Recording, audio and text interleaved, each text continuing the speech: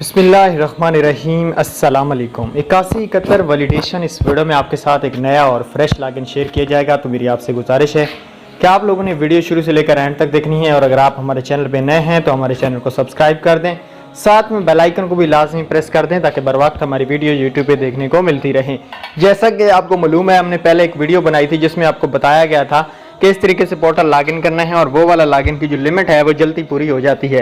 इस वीडियो में मैं आपके लिए एक नया और फ्रेश लॉगिन लेके आ चुका हूं, वीडियो पूरी देख लेना।